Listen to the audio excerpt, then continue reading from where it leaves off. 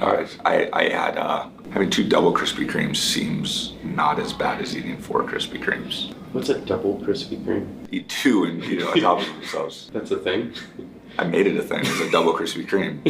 Krispy Kreme's good, but you can do a double. I mean, there's like a double patty and a hamburger or a cheeseburger. So why not a double Krispy Kreme? And then I had another double Krispy Kreme. And it was great. But if I had 4 Krispy Kremes, that's a little much. But 2 doubles is 2 doubles is reasonable. 4, you might have a problem.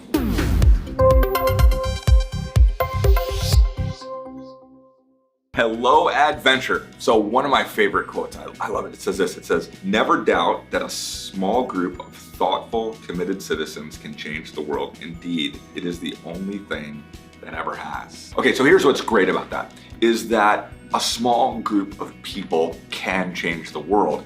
And so social media, we talked about that, social media accelerates. And so we can use social media to organize, to communicate. Here's what's interesting that happened in Egypt.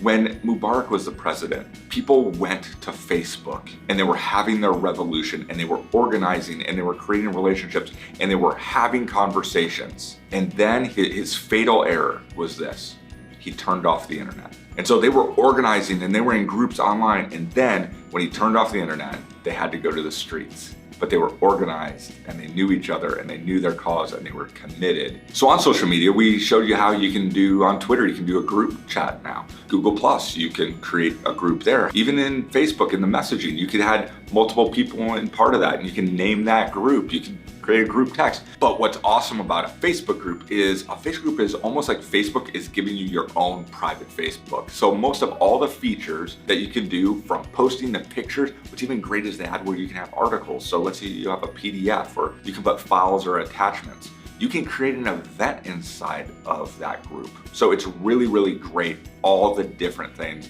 that can be there. You really have your own private Facebook. So I use Facebook groups for a lot of different things, for internal teams. Aaron in customer happiness, he is going to Rwanda this summer. And so he has a Facebook group all about the trip. They have updates and communication. And then what's great is that afterwards, that's where they're sharing their pictures and having that, and they're staying connected there. Jeremiah, he's part of a group where he plays guitar and he's awesome and he's single, and you should friend request him and send him creepy private messages. He loves nothing more. He's part of a Facebook group just about selling guitars, because if he just wants to go on eBay or Craigslist, you never know what you get. So this is a secret private group. It's like a secret society. Are you part of the electric guitar secret society? Is that even a thing?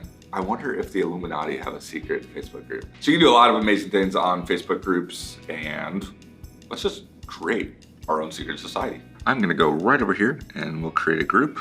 We go down past my list and I have different groups that I'm a part of, and I'm going to create group, the Secret Society of Adventurers. Then I pick, do I want it public, which pretty self-explanatory. You can read this, that anyone can see the group, its members.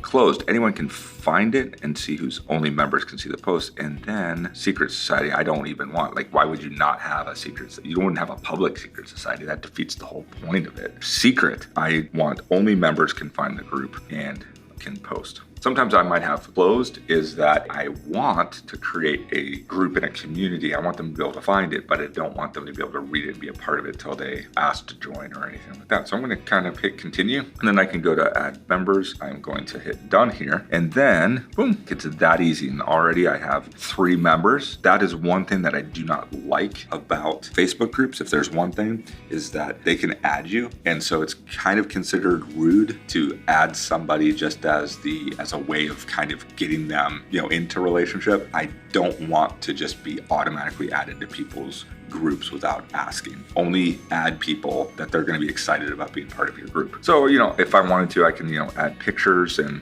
things like that. This is where in our settings here, which is right here, can go into like my admin panel, and inside my admin panel, this is where if they had member requests. So if somebody wanted to, like, hey, I want to be a part of your group, you would accept them there into that group. If I wanted to add members, pretty easy.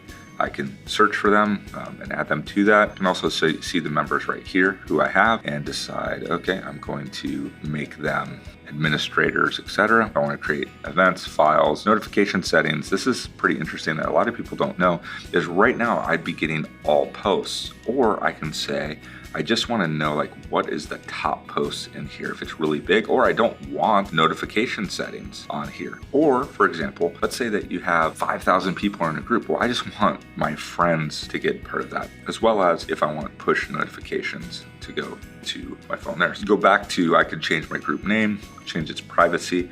So membership approval, any member can add or approve members. I don't want to do that. I want to have, hey, any member can add members, but an admin must approve them because I want to make sure that it is a secret society after all. And if you wanted to unfollow the group, that is just like the personal part. You basically just, I don't get any notifications of it, or you leave the group, which the only problem with my secret society is if you leave that secret society, I'm just saying, I will wipe out your complete social media identity like you've never existed. Okay, so there you have it. Like it's that simple to create a group and start being a part of that. But the big thing is adjusting some of your notifications, make sure that your settings are right.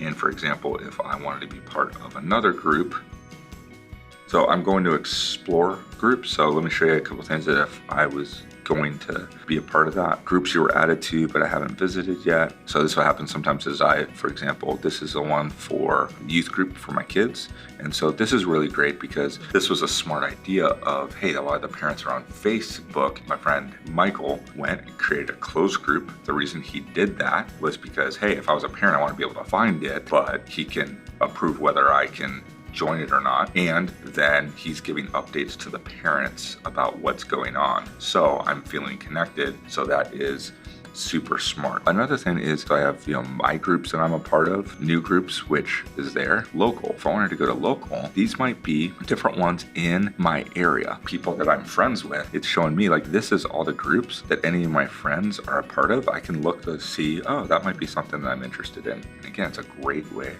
to find and meet new people there. But the difference between a page and a group, so a page is going to be much more for a brand where I can have my own URL that goes to there. It's easier for me to share that information, but they don't grow as organically as a group. A group doesn't allow you to have your own vanity URL like /JohnEricThinks. A group isn't going to allow me to have insights to look at analytics. It's not going to allow me to boost or advertise, but it's great for building community, for rallying and organizing a team.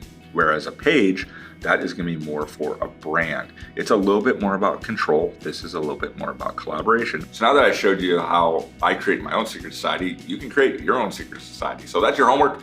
Go and create your own private group. But you know what? Something that's even better, cooler idea is not only is the Facebook group for people that you know, Facebook groups would be great for you to reach out and meet new people. So I have some friends of mine, they're gonna be starting a church in this new area. And so they're gonna be moving to this new area. Well, you know what? They can start looking at Facebook groups that they might wanna be a part of.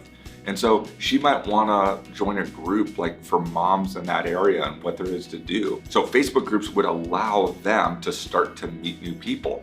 And so look at your different hobbies, not just start a group, but be a part of a different group. Some of them, like you said, are public and you can just be a part of them, or they're closed and you can request. It can be amazing. But when you join these groups, remember, don't advertise. Advertising is based on discontent and it's rooted in insecurity. Adventure is based upon a passion and it's rooted in the soul. Do not just advertise. Relationships are earned and they're continually earned. So once you've earned the right to invite them into your adventure, because adventure is meant to be shared and it's the only thing that changes the world, and your adventure begins right now.